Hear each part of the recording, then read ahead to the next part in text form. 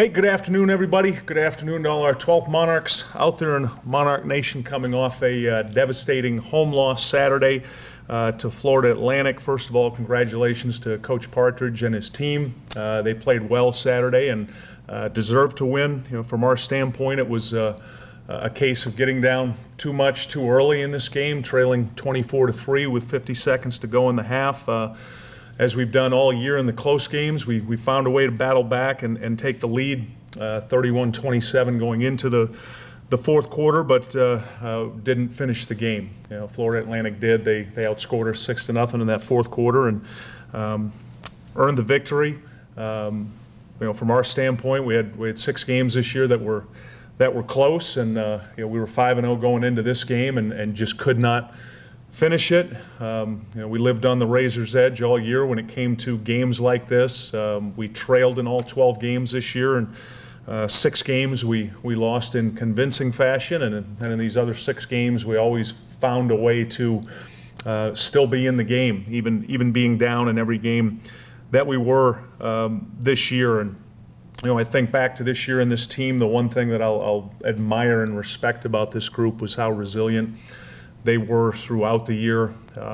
Being in that situation when you're down in every single game and you're playing as many young players as we were, those guys just every Sunday they'd show up with a great attitude, ready to get back to work. I was most concerned about our team when we went through the stretch with North Carolina State and Appalachian State, and then went on the road to play Marshall. And I was really concerned going into that week of the bye week in Charlotte, but these guys just kept showing up, kept working at it, kept a good attitude the entire season, which I'm very proud of them for that. I had said in preseason I thought we might be a team that we'd get to about the midway point of the season before we started to figure it out, in terms of how to prepare, how to go into a game, how to understand game plans and things that change weekly when you're playing the different teams in the league. And I really felt like at 3-5, that's when we started to put it together. We started to have a sense of how to prepare and how to go into games. And for the last month, that's the best football we played all year in those last 4 games. Needed to win 3 or 4. We didn't. We went 2-2, but we really started to learn how to get better in preparing for football games. And in all 4 of those football games, I felt like there were stretches where we played our best football of the year. I felt like the end of the second quarter and start of the third quarter at Southern Miss was as good as we played. And then Saturday, the last drive of the second quarter and the entire third quarter, where we outscored Florida Atlantic 28-3. That was the best football we played. So I look back on it and feel like the best we played happened at the end of the year, and that's a really good thing for a young team. If we had played poorly at the end of the year, I'd have major concerns going into the offseason, but I'm really excited about the youth and how we performed at the end of the season. Some of the facts from this season and how that pertains to our future: we currently have 112 players on the team, and 71 of them played this year in games. 49 of those 71 that played were first or second year players in our program. The top 25 on the depth chart in the last game, meaning the 11 starters on offense, 11 on defense, and our 3 specialists out of the top 25, 19 of those kids are back in 2016. 9 of the 11 starters on offense, 8 on defense, and 2 of our 3 specialists are back next year. And then the top 25 backups going into this Florida Atlantic game, 24 of those 25 return next year. So we're looking at a situation where 43 of our top 50 at the end of the season are back next year. So we're going from being an inexperienced group to a very experienced group next season. We played 6 true freshmen this year, which means we were able to redshirt 25 of our recruited players. That's the most we've ever been able to redshirt in a freshman class. And then we also redshirted some guys that have played football here.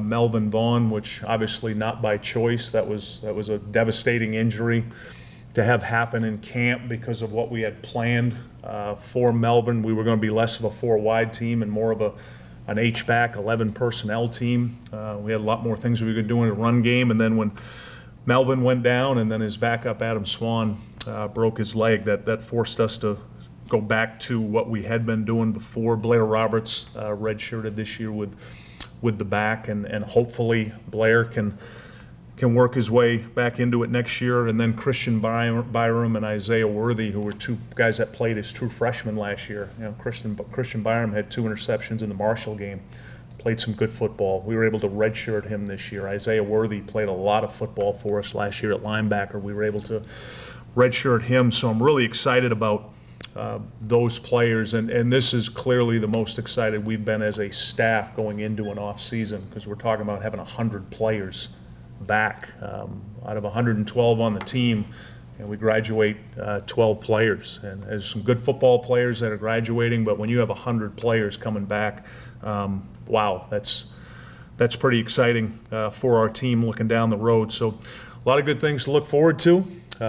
This is my last day here for a little while. I'll be hitting the road tomorrow, recruiting. We are going to practice this week based on league rules. You're allowed to practice up through your championship game. When I talked to the players about it yesterday, they're all in. They want to practice. So Friday and Saturday we'll go to the stadium and we'll basically hold back-to-back spring football games. As I told our guys, it's the start of the 2016 season, and we're going to get better as a team, take advantage of the ability to do that. And the kids are all excited. They want to do it. Nobody in this team meeting yesterday wanted the season to be over. Nobody wants to be done. They want to keep going. So, you know, we're going to do that, and then we'll see what happens with some other situations that might take place. And I'll take questions. At least 3 and maybe as many as 5 and 7 teams are going to go to bowl games. Mm-hmm.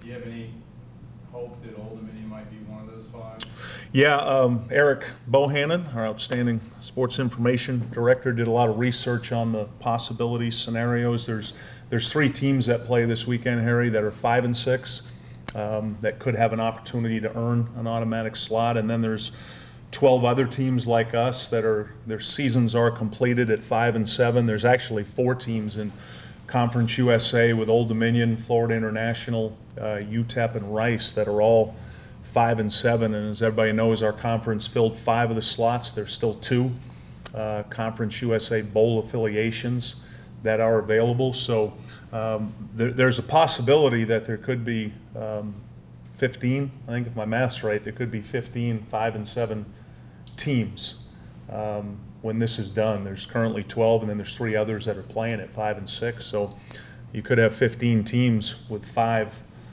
bowl slots available. Conference USA has let everybody know that you know, they're reviewing this with the national committee on how they're going to move forward with it.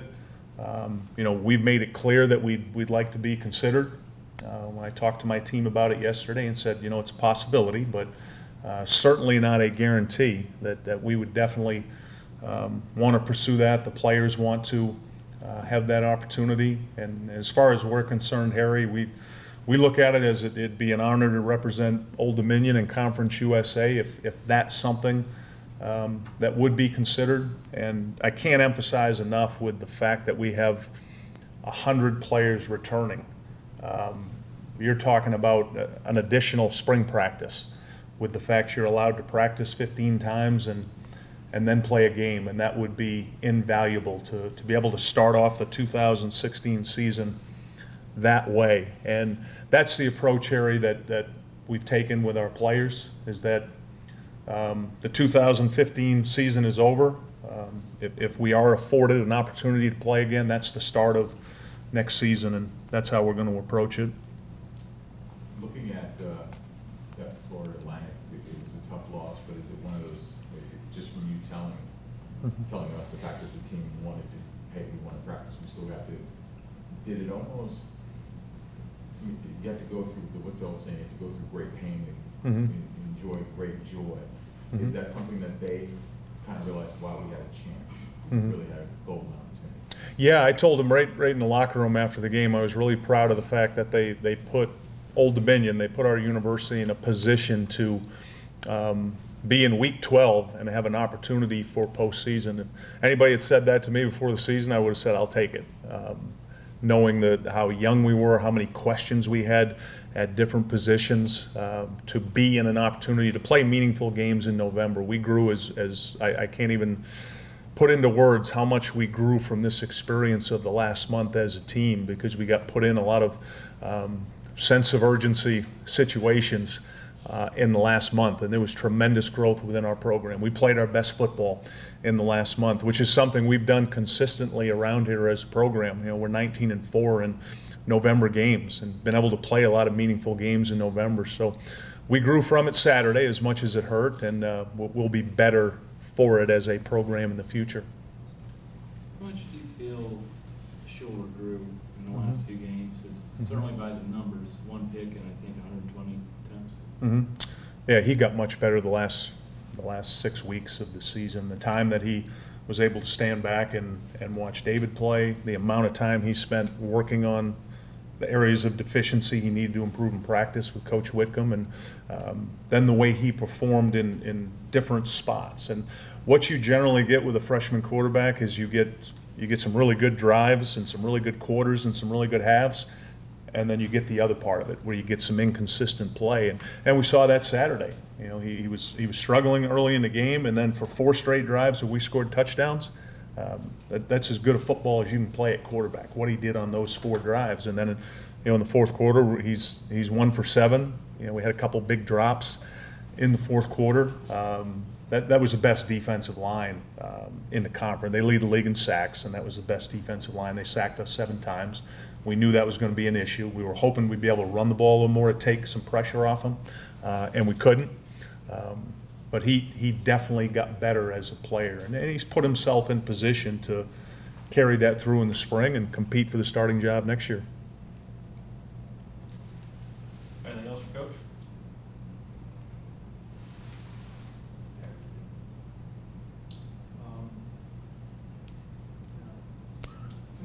Where are you going tomorrow? You good? You out of state or? Traveling to a lot of places. Yeah, we're primarily focused on the guys we have committed now, and then some of the future guys. I mean, right now this class is it's right up there with the last 2 that we've had in Conference USA, and I wish we had an early signing period to get all these guys locked up. But we're going to have a battle all the way through February. Like last year, we had a couple situations in the last 48 hours, and then with that signing period being that late, the Power 5 schools can come in, they lose somebody. But I feel really good about where we are right now, and really good about the players we've got committed. And this class has an opportunity to be like the last 2, which gets me even more excited. But got to roll up the sleeves now and go finish the job. Yep. Anybody else? We good? All right, thank you very much, 12th Monarchs, for an unbelievable season, the incredibly loyal support that you showed. Another sellout Saturday, which is unbelievable. We continue to be the only team in the history of college football to sell out every home game we've ever played, thanks to you. Have a great holiday season.